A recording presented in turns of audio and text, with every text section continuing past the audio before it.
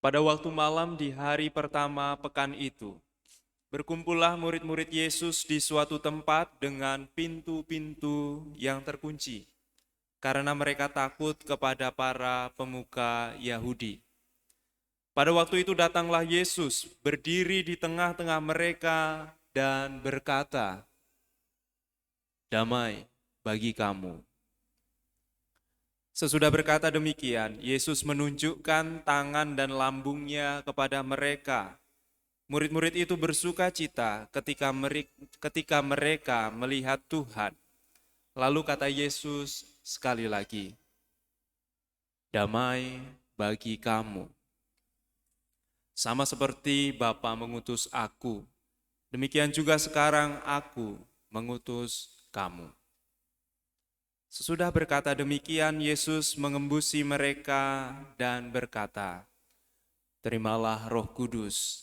Jika kamu mengampuni dosa orang, dosanya diampuni. Dan jika kamu menyatakan dosa orang tetap ada, dosanya tetap ada." Ketika Yesus datang ke situ, Thomas, seorang dari ke-12 murid yang juga disebut Didimus, tidak ada bersama-sama mereka. Kata murid-murid yang lain itu kepadanya, "Kami telah melihat Tuhan." Tetapi Thomas berkata kepada mereka, "Sebelum aku melihat bekas paku pada tangannya, dan sebelum aku menaruh jariku ke dalam bekas paku itu, dan menaruh tanganku ke lambungnya, sekali-kali aku tidak akan percaya." 8 hari kemudian, murid-murid Yesus berada kembali dalam rumah itu, dan Thomas bersama-sama dengan mereka. Sementara pintu-pintu terkunci, Yesus datang. Ia berdiri di tengah-tengah mereka dan berkata, "Damai bagi kamu." Kemudian Yesus berkata kepada Thomas, "Taruhlah jarimu di sini dan lihatlah tanganku.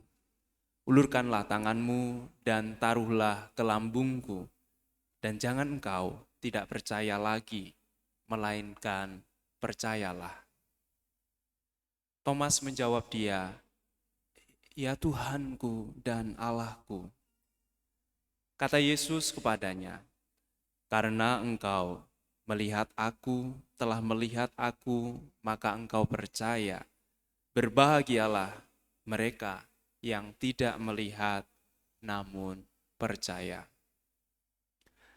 Memang masih banyak tanda mukjizat lain yang diperbuat Yesus di depan mata murid-muridnya yang tidak tercatat dalam kitab ini.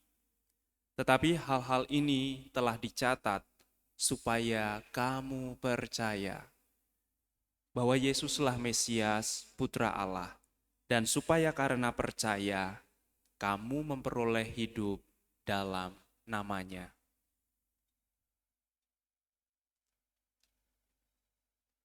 Demikianlah sabda Tuhan.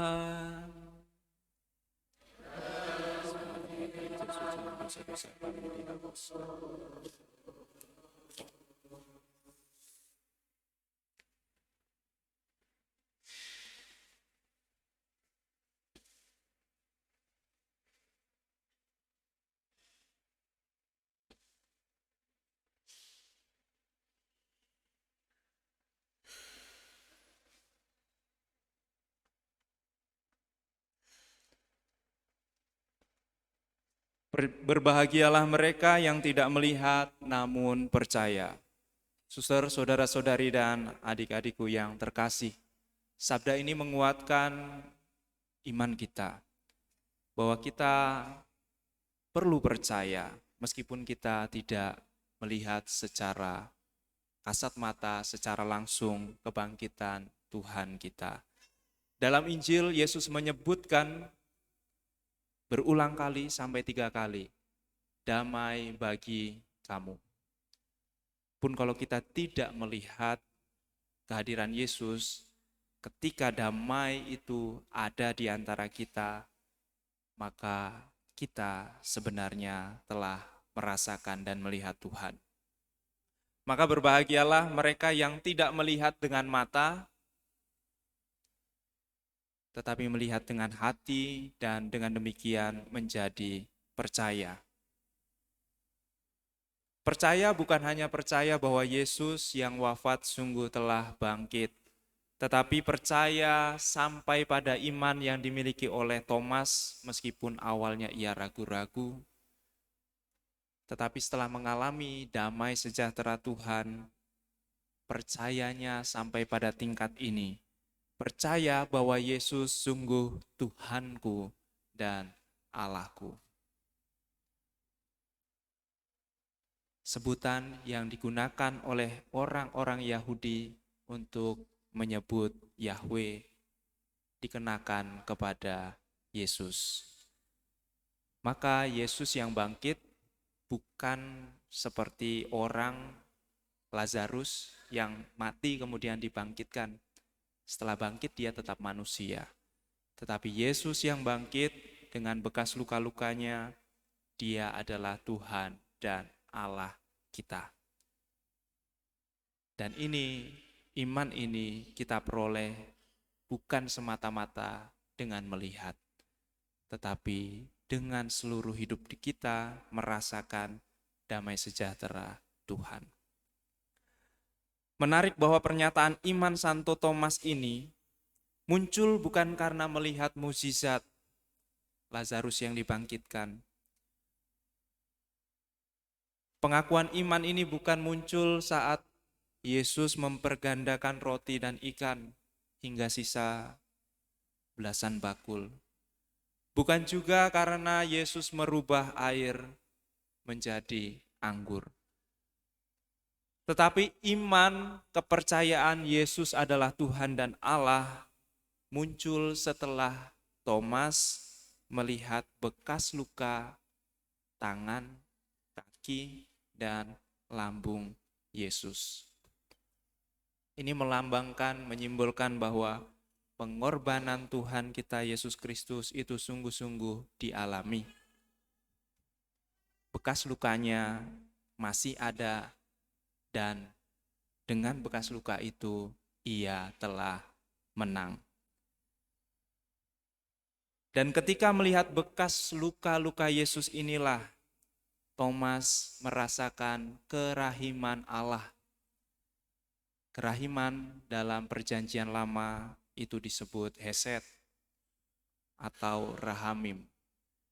Kenapa Mazmur tadi itu kekal abadi kasih Allah? Karena kasih Allah yang kekal abadi itu disebut sebagai hesed dan kemudian rahamim sebagai rahim. Maka kerahiman Allah itu setia, kekal, dan kasih Allah itu rahim. Rahim melindungi janin yang lemah, begitu pula luka-luka Yesus melindungi diri kita dari hukuman kekal dosa, mengembalikan status anak-anak Allah kita. Luka itulah yang melindungi kita sama seperti rahim yang melindungi janin yang di dalamnya. Dan dalam salib, ketika Yesus ditombak, dari lambungnya mengalirlah darah dan air. Kalau digambar di depan ini, yang berwarna merah dan berwarna biru. Simbol dari pemberian diri Yesus, kerahimannya itu sungguh-sungguh diberikan. Darah merupakan lambang hidup dan lambang ekaristi, sementara air menjadi lambang pembersihan, pembaptisan, dan juga pencurahan Roh Kudus dalam sakramen-sakramen. Dalam Kamis Putih kita masih ingat pesan Yesus kepada Petrus, kalau kamu tidak dibasuh oleh aku dalam kerahimanku, kamu tidak dapat ambil bagian dalam kebahagiaan kekal. Inilah air dan darah yang membasuh diri kita, yang menjadi rahim bagi hidup kita. Dan dalam bacaan pertama kita melihat bahwa para rasul yang telah merasakan kerahiman Allah sudah ambil bagian di mana mereka berada, kerahiman Allah memancar. Di mana mereka berada, damai sejahtera terjadi. Dan itulah arti selanjutnya kerahiman diartikan sebagai compassion, belas kasih, yang artinya sependeritaan. Kerahiman Allah itu Dia mengampuni sekaligus setia mendampingi kita yang berdosa. Kalau kita di keluarga mungkin mudah mengampuni, tetapi setelah mengampuni, apakah kita bisa tetap setia berjalan berdampingan? Itulah kerahiman. Dan kerahiman itu memancar dari diri para rasul dalam kepeduliannya, kasih. Monsinyur tadi pagi jam 9 mengingatkan kita untuk menjalankan 7 karya amal kasih. Jasmani, apa itu? Silakan nanti dibaca di Matius 25 tentang penghakiman terakhir. Dan semua itulah yang dilihat oleh Yohanes dan dituliskannya dalam bacaan kedua kitab Wahyu. Apa yang dilihat Yohanes, itulah yang dituliskannya dan disaksikannya, bahwa kerahiman Allah membuatnya bisa tetap hidup. Dan karena kerahiman Allah, kita diminta untuk jangan takut, percayalah dalam Yesus, supaya oleh imanmu kamu memperoleh hidup dalam namanya. Kerahiman Allah senantiasa tersedia bagi kita, dan kita pun juga diminta untuk memiliki kerahiman dalam hidup kita. Dan tanda kerahiman itu mengasihi dengan setia. Walaupun sakit, walaupun luka, tetapi kita dalam kerahiman Allah akan menang.